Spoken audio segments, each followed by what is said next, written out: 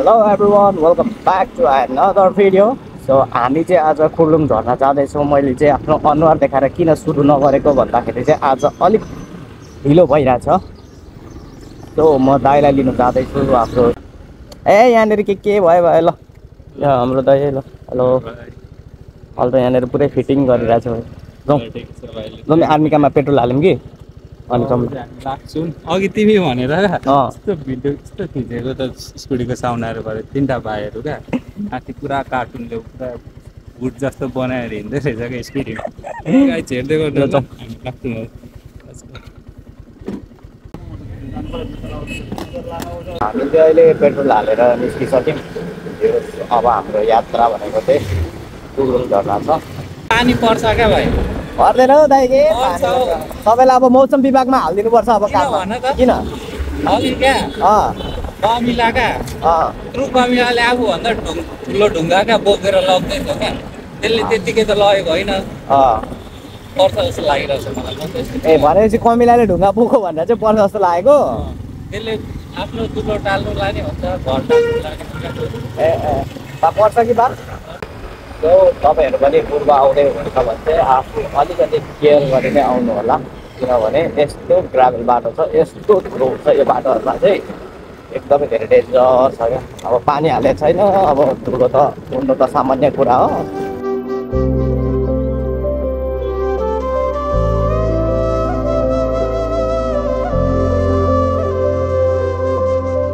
बेलबारीबाट चाहिँ अलिकति राइड गरेपछि यस्तो दामी बाटो छ क्या यो चाहिँ। अनि यो जङ्गलको बाटो चाहिँ एकदमै धेरै मजा पनि आउँछ फ्रेस हावा पनि पाइन्छ। अनि अहिले चाहिँ अब घाम लागेको भएर चाहिँ एकदमै धेरै गर्मी पनि छ त्यही पनि यो जङ्गलको बाटो चाहिँ इभन जहिले शीतलै हुन्छ क्या प्रायः जस्तो चाहिँ। हामी चाहिँ अहिले लेटाङ आइसक्यौँ र लेटाङ आइपुग्दाखेरि चाहिँ एकदमै धेरै पुरै छोडिदिउँ धुलोले यस्तो ऱ्याग हानिसक्यो होइन। अब यहाँदेखि चाहिँ सायद धुलो पर्दैन होला तर भिडियोमा हेरे अनुसार चाहिँ यहाँबाट पनि पुरै अफरोड छ। सो केही छैन म फुल तयारीको साथमा छु तर त्यही हो एउटा चोरवाला मास्क मात्रै छैन। सो अहिले हामी यहाँनिर सामान किन्दैछौँ वहाँ भरे खानुलाई। अनि सो म चाहिँ आज यो जुत्ता लगाएको छु आफ्टर होली पछि मात्रै युज गरिरहेको छु यो जुत्ता चाहिँ। दाइले सामान किन्दै हुनुहुन्छ अनि हामी अब लाग्ने मासतिर। यो बाटो पनि जोडिनु त जाँते कुन बाटो जान्छ जाँते जाँते यो बाटो गएर कता यता माथि लाग्नु माथि नै आउनुपर्छ। यहाँनिर यहाँ कहाँनिरको खाजा यस्तो दामी पाउँछ क्या यहीँनिर। माथि जाने हो भने त यो त त्यहीँ पुग्यो नि त दाइ हामी यो माथि गयो भने त हामी त्यहीँ पुगिन्छ कि यो बाटो चाहिँ होला कि दिदी जाँते कुन बाटो जान्छ त्यही बाटो हो। हस् धन्यवाद। म चाहिँ यहाँनिर अस्ति एउटा डकुमेन्ट्री खिच्दा आएको थिएँ क्या यो बाटो तलतिर गएको थिएँ क्या यो बाटै जाँते जान्छ भनेर त थाहा थिएन मलाई। सो तपाईँहरू जाँते आउँदाखेरि चाहिँ लेटाङबाट छिरेर अलि माथि आइसकेपछि चाहिँ तपाईँले एउटा मदन चोक भन्ने हुन्छ मदन चोकदेखिको तपाईँहरू लेफ्ट लागेर चाहिँ यो बाटो सिधा माथि आउनुपर्ने हुन्छ है। यो बाटो सिधा गएपछि चाहिँ हामी पुग्ने रहेछौँ जाँते बजार।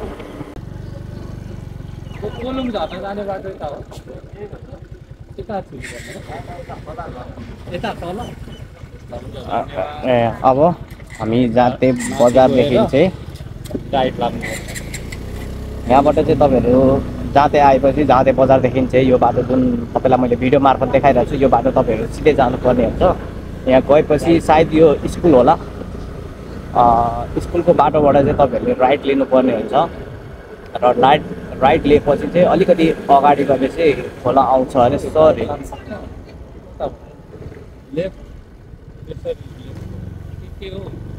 अनि भन्नु नजानेको हो कि यो बाटो चाहिँ होला हौ खोला झर्ने टोनी गफ हाने सर दाइले यो बाटो चाहिँ जानुपर्छ जस्तो लाग्यो मलाई।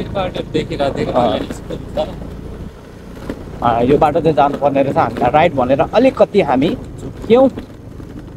त्यो केही छैन हामी बाटो त हामी लिइहाल्छौँ नि यहाँबाट चाहिँ राइट भनेको होला क्या।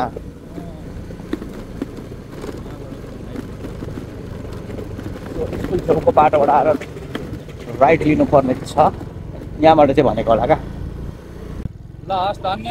हामी चाहिँ त्यहाँ माथिको बाटो जाँदा पनि हुन्थ्यो अनि हामीले चाहिँ यो बाटो आएको भएर चाहिँ हामी यही बाटोबाट जानु लागिरहेको छौँ। सो यो बाटोबाट जाँदाखेरि चाहिँ अलिकति माथि पुगेपछि चाहिँ हामी लेफ्टतिर लाग्नुपर्ने रहेछ। सो सानो सानो खोलालाई पनि पार गर्दै हामी लाग्दैछौँ दाजुभाइ सर र। सो यहाँनिर चाहिँ बोर्ड राख्नु भएको रहेछ। यो बोर्ड चाहिँ सायद यहाँनिर भएको भए चाहिँ अझ धेरै बोर्ड चाहिँ झारेको रहेछ। सो हावाले झरेको भएर चाहिँ हामी झुक्यौँ धेरै। अब हामी यो बाटोदेखिको चाहिँ सिधै जाने हो अनि सिधै गएपछि सायद अरू नै चेन्ज बाटोहरू हुनसक्छ। सो यहाँनिर बोर्ड पनि छ कोलोङ झरना मिक्लाजुङ 5मा पर्छ। यो चाहिँ आजभोलि मिक्लाजुङ धेरै नै घुम्ने भइरहेछ हामी चाहिँ। सो यहाँ पनि केराको बोटहरू चाहिँ टन्नै रहेछ है। सो हामीले चाहिँ यहाँनिर पानीहरू लियौँ अनि हामीसँग एउटा बोतलमा पानी थियो त्यो पनि थोरै भइसकेछ। सो हामीले अरू पानी लिएर चाहिँ अब हामी लाग्छौँ त्यहाँबाट। हामी सिधै माथि जाने होला सायद। सो बाटोहरू चाहिँ यस्तै छ ठाउँ ठाउँ। यो पनि पहिरो जाने ठाउँ होला है। त्यस ठाउँ चाहिँ दामी रहेछ क्या। वेदर पनि दामी हुने, ठाउँ पनि राम्रो।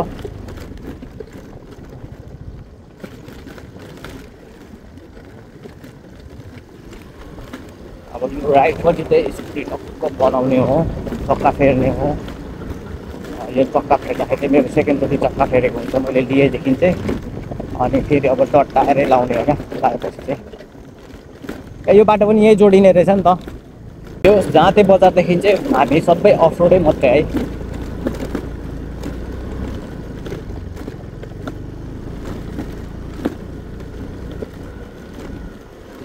माथि नै होला हौ। यो बाटो त छैन।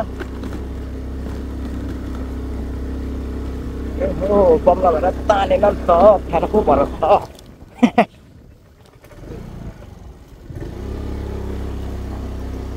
लगौँ माथि।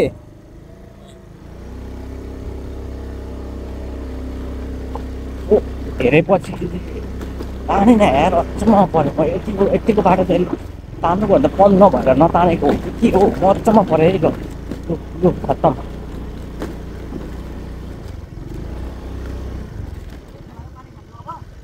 यो झर्ना कता यहाँबाट हिँड्ने हो? तपाईँहरू पुगेर आएको? कति भिड छ? ए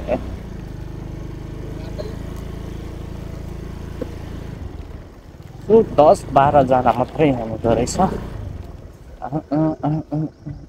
यसो गर्नु यसलाई अलिक यतातिर हालेर राखौँ होला।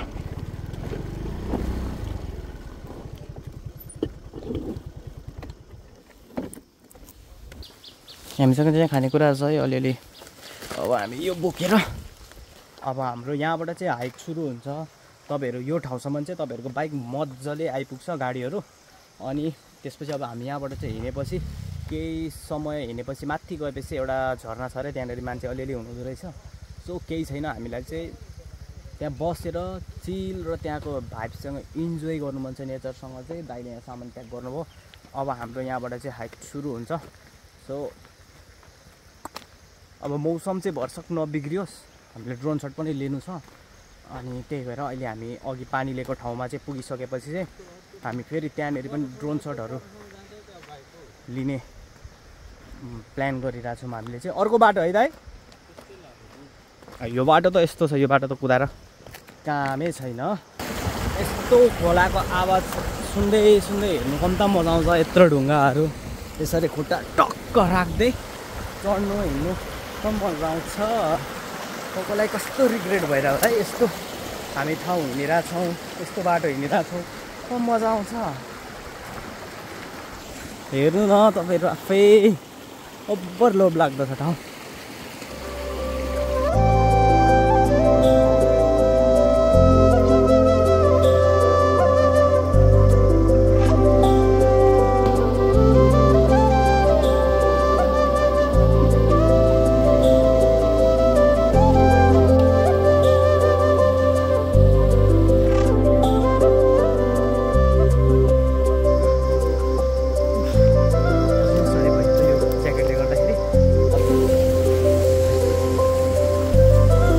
दामी छ त्यस। अनि हामी चाहिँ आइपुग्यौँ, पसिनै सरी भयो।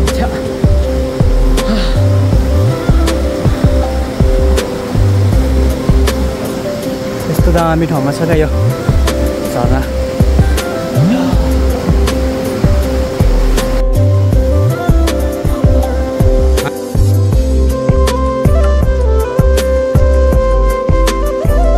यता साइडमा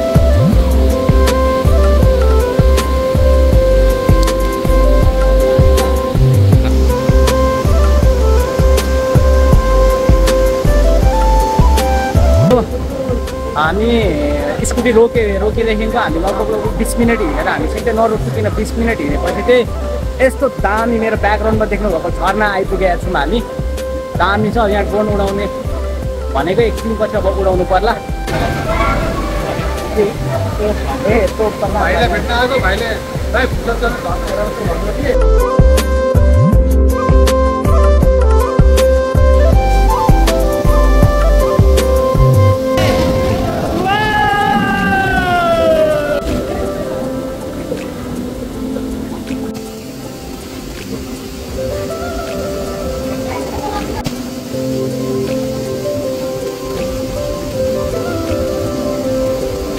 यो झरनामा नुहाउनु पाउनु चाहिँ अब लक्की ठान्छु आफूलाई। यस्तो मजा आइरहेछ होइन। अब हामी आएको भर्खरै हो, जस्ट 5 मिनट हुँदैछ हामी नुहाउनु थालेको। एकदमै धेरै टाढो छ, एकदमै धेरै दामी छ र आकाश पनि अहिले कालो हुँदैछ, त्यो पानी पर्नु सक्छ। अनि यहाँ भाइहरू अब जानु लागिरहेको रहेछ। त्यस अब हामी फेरि एकछिन नुहाएर हामीले ल्याएको खानेकुराहरू त खाएर हामी चाहिँ त्यसको चाहिँ आफ्नो घरतर्फ लाग्छौँ। पानी पऱ्यो भने चाहिँ के हुन्छ, ड्रोनहरू छ नि त, पर्खिँदै हुन्छ। सो दाइ तपाईँ गएर हान्नु नि त, एउटा यहाँबाट बनाउँछु म। यता चाहिँ अलिक पहिरो पहिरो छ पानी।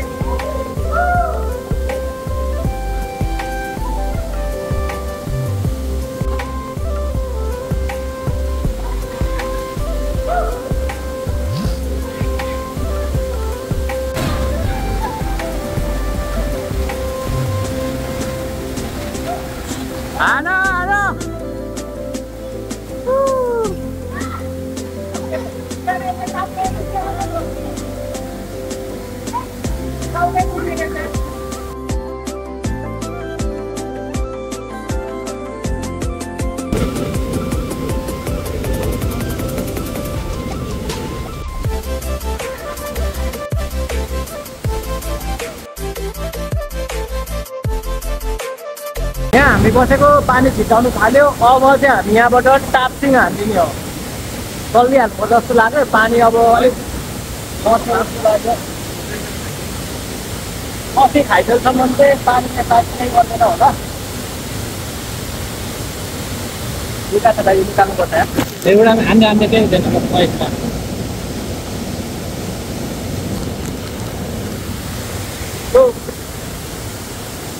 यो ठाउँमा चाहिँ कफी बबाले हुन्छ। हामी चाहिँ पानी नपरोस् भनेर बसिरहेको थियौँ। पानी एकदमै छिटाउनु थाल्यो। त्यही भएर हामी चाहिँ लाग्यौँ। दाइले भन्नु चाहिँ बिहानै भन्दै हुन्छ पानी पर्छ होला हौ भाइ भन्दै। कताबाट हो? अनि अहिले पानी पर्नु थालिसक्यो। हामी चाहिँ ताप हानिरहेको छौँ, किनभने हामीसँग यहाँनिर करेन्ट चाउचाउ पनि थियो। अनि कफी चाहिँ हामीले बनाएर खाइहाल्यौँ। अनि करेन्ट चाउचाउ चाहिँ बनाएर खानु पाएन, नभए चाहिँ त्यसको रिभ्यू पनि दिन्छ। त्यस्तो ठाउँमा बसेर खाँदाखेरि कस्तो मजा आउँछ भनेर। सो अब हामी स्कुटी भएको ठाउँ जाँदैछौँ। सो तपाईँहरूलाई भ्लग कस्तो लाग्यो कमेन्ट छोडिदिनु होला।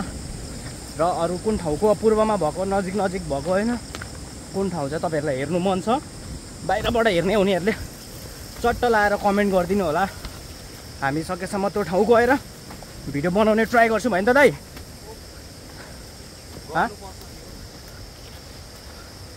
अनि हजुरहरूलाई पनि अरू राम्रो ठाउँ छ, हिडेन ठाउँहरू थाहा छ भने चाहिँ प्लिज रिकमेन्ड गर्नु होला, सजेस्ट गर्नु होला हामीलाई होइन। हामीलाई पनि कति ठाउँ थाहा छैन होइन।